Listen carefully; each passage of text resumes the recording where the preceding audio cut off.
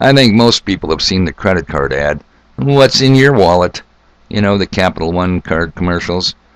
In part of today's podcast, I'll be asking what's in your food, and do you have a clue? Do you even really care? Lots to cover, people. So let's jump right into it.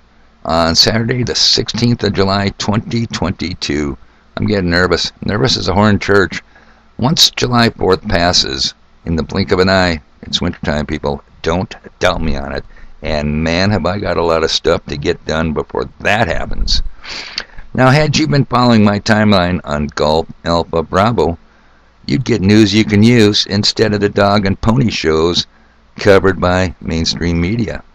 All fluff, no stuff. You know, just a brief diversion here. There is actually a guy at the bottom feeder pit, no names, people, don't even ask, whose nicknames are Fluffy and Fluff. I suggested to him the other day he might want to try and change that because he's drinking in Willow City, USA, and not San Francisco. Fluffy pillows, fluffy buns. You know, I'd rather be called an asshole. But come to think of it, I'm called that a lot at the bottom feeder pit. So, what did you miss on Golf Alpha Bravo? My timeline. Well, we all know Bill Gates and friends want us to give up beef and eat bugs. Yep, insects. No way, you say? Well, you may be too late. The bugs are in your processed food already, or bug parts. Hey, parts are parts. One of many, cochineal. Let's look that up in the Site for All Wisdom. Secular, that is. You got it. Wikipedia. Also known as carminic acid, typically 17 to 24% of dried insects' weight, can be extracted from the body and eggs, then mixed with aluminum or calcium salts to make caramine dye, also known as cochineal. Today, caramine is primarily used as a colorant in food and in lipsticks. Ugh, how cool ain't that?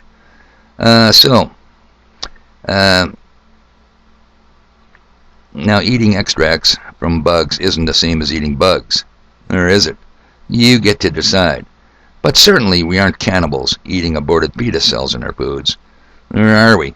Well, let me bring that up, because there seems to be some controversy. Yeah, no doubt about it. There's a company called Cenomix that uses the HEK293 aborted fetal cell lines. But you know what they say? Now we're using it to study flavor enhancers, not to use them for flavor enhancers. Okay, you bet. I'll take your word for it. Should look at it and find out who owns Cenomix Corporation. But guess what else is on the same page? The CDC admits the Pokey Poke contain aborted human fetus cells. Well, why not, people? Genetic modification, genetic engineering. So, how about the food label? You ever seen them on your foods? Bioengineered. Think that only means GMO? Think again, people.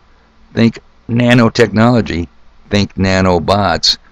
Let's go right over here to the USDA. I think you guys are all familiar with that.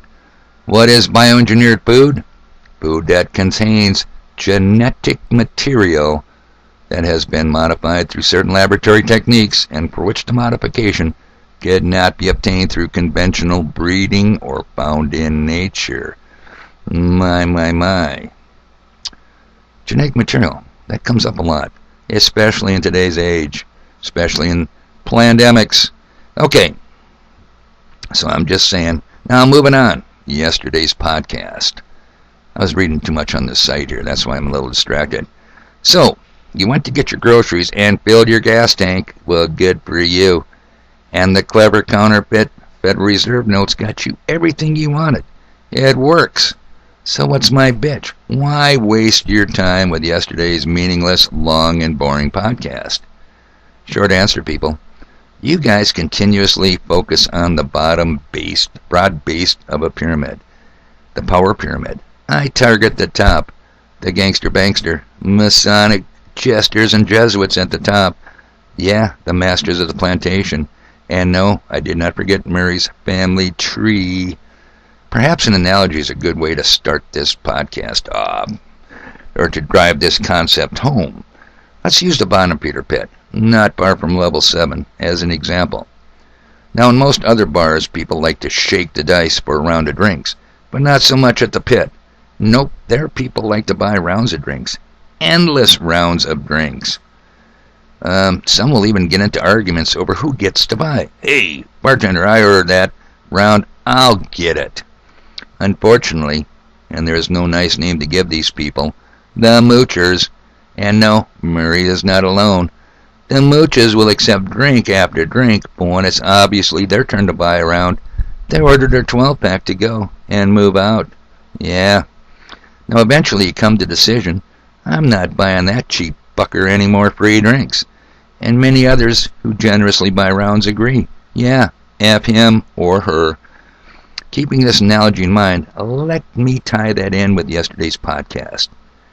Have you ever considered the fact that there are only 12 private companies that have access to the cash money printing press? Yep, the 12 Federal Reserve banks, private bankster gangster corporations, people. Look at any counterfeit note you have in your pocket. See the black circle near the portrait? It clearly says United States Federal Reserve System, not United States government. If the Fed wanted to be honest and wanted to be crystal clear and not be deceptive, it would state the Federal Reserve System that operates on all of us in the United States. The Federal Reserve is no more an agency of the U.S. government than Federal Express. Now back to the printing press that any one of the 12 Fed banks can order cash money printed on. Have you ever considered that the sheets of printed cash money that come off these high-speed printing presses, quote-unquote, pays for the press, the operators, the paper cloth rag stock, and the ink, and everything else related? Ever guys go look at a YouTube video on printing money? It's a pretty impressive operation. It really is. Massive. Now how cool is that? You need some quick cash? Fire up the press. It would be pretty nice to have one of those presses laying around level 7 when money gets tight. But the slaves, people, that's us. We will never, ever, ever, never get one of those. But it gets worse.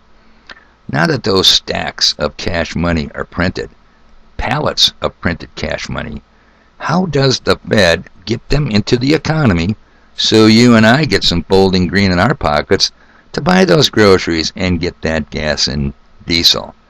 Well, I'm going to help you out here, and I'm going to give you 3 options. You get to choose. 1, they hire low-flying government aircraft, fixed-wing and helicopters, and throw the cash out the cargo doors. Or 2, they use high-speed black government SUVs that take corners way too fast and throw it out the windows. Or 3, someone spends it into the economy. Now, did you pick one, people? Yep, it's number 3. Now consider the person or persons, not us. I'll call them the first users of the newly printed cash money. Get the opportunity to spend this and buy whatever they want in as much as they want. How about you? How did you get that cash in your pocket to go shopping yesterday? Most people worked for it. Some sold something for it.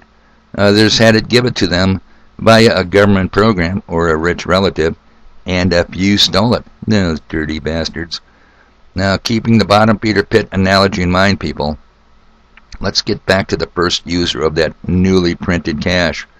What did he or she give up to get it? What could they give up? And who would they give it to? Nothing. They gave up nothing. No labor. Didn't sell anything. Nobody gave it to them. And they didn't steal it. And Congress loves it that way. Gee whiz, gosh darn, I wonder why Congress would approve of that. The first user outbids us in the marketplace with what he or she got for nothing that most slaves have to labor for, and we wonder why prices increase. People, they don't think we're stupid. They know we're fucking stupid. Government schools, the controlled media that they own. I mean, who and what can't you buy when you can print money? Now I'll ask and answer for you this one question. Could it get any worse? Yes, it could. The printed cash money, and don't forget the copper nickel slugs. is a very small amount of the money used today, people. Very small amount. The bankster gangsters figured out a long time ago. You will work just as hard for numbers, bookkeeping entries directly deposited into your account, as hard as you will for counterfeit and slugs. True fact. Credit debit cards, plastique, checks, and other debt instruments. Oh yeah, you'll work your ass off for these. For after all, why deal with messy paper and ink and huge presses and make lots of noise, I'm sure, when high-speed computers can print numbers and direct deposit them in everyone's account? But Dave, what about the first user of the cash? What about their needs? People, they'll do just fine. They will end up holding title to everything you own and all the wealth you produce. So does it work? You bet it works. But not for us. Stuff to do, people.